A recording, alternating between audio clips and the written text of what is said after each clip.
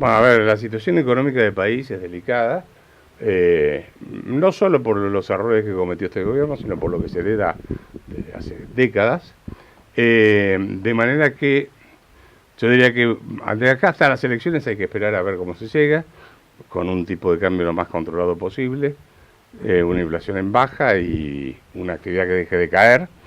Y después hay que ver qué, después de las elecciones, lo importante es pensar qué puede pasar después de las elecciones, si se van a hacer las reformas que requiere Argentina o no, ¿no es cierto? A ver, yo creo que lo que necesita el productor son, como cualquier productor de Argentina, primero una moneda. Argentina no tiene moneda, ¿sí? Todos usamos el dólar, nos guste o no nos guste, la realidad es que nuestra moneda es el dólar y el peso lo usamos para transacciones de corto plazo. Sin una moneda no hay posibilidad. Una carga tributaria que no asfixia al sector privado, eso desestimula todo tipo de actividad. Y finalmente yo diría reformas en materia de modernización laboral para que la gente no tenga problemas de contratar personal.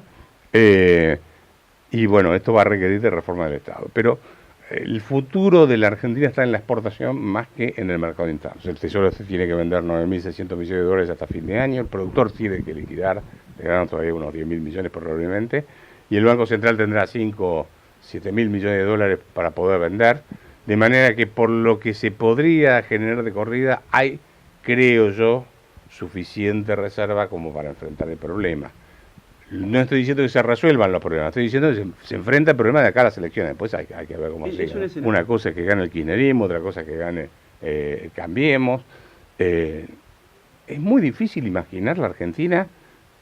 Si uno le resulta difícil imaginar de acá hasta las elecciones, se puede imaginar que imaginar el futuro, de ahí para adelante es mucho más complicado.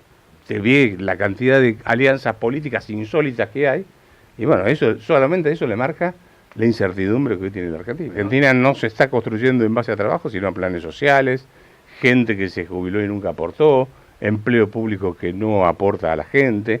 Entonces, todo eso hay que corregirlo. Yo no digo que se puede corregir de un día para otro, no estoy diciendo que tenga 1 millón de empleados públicos de un día para otro, pero sí empezar a corregirlo a una velocidad de crucero más o menos razonable. Pues si no, no vamos a tener inversiones, porque la contracara de eso son impuestos, y si no, y con esto de carga tributaria no vamos a tener inversiones, y sin inversiones no creamos puestos de trabajo, no crecemos, no podemos terminar con la pobreza ni la desocupación, ¿no? ¿Qué pasaría? Bueno, eso sería lo peor que nos puede pasar. Tener vaca muerta para no hacer nada, y el día que se acabe vaca muerta, ¿qué hacemos? O sea, nuestra desgracia tal vez sea tener la pampa húmeda. Porque todos pensaron que, bueno, está la pampa húmeda, la riqueza está, lo único que hay que hacer es repartirla. Yo daba en la conferencia explicaba, Irlanda sin tener vaca muerta, sin tener la pampa húmeda, sin tener el litio, sin tener nada, exporta 400.000 millones de dólares al año y nosotros exportamos 60.000 millones, 70.000 millones en el mejor de los casos. Entonces, acá lo que hace falta es conocimiento, exportar conocimiento, tecnología, conocimiento, ¿no? A ver, este año, hasta ahora había liquidado, hasta mayo había liquidado poco el sector. Creo que ahora va a acelerar un poco más la liquidación de divisas y los números que he visto, se hablaba de 25.000 millones, yo calculé que liquide 1.000 millones aproximadamente, porque algo para hacer la cosecha, los insumos, las deudas, hay que vender. De manera que estimé menos de la mitad de esos 25.000 millones, y eso podría ser un flujo, ¿sí? Que le daría respiro al gobierno para llegar a las elecciones. No sabemos cómo van a ser las fórmulas, quiénes van a ser los candidatos a diputados, no tenemos idea. Sabemos que hay solamente dos grandes opciones, básicamente hoy.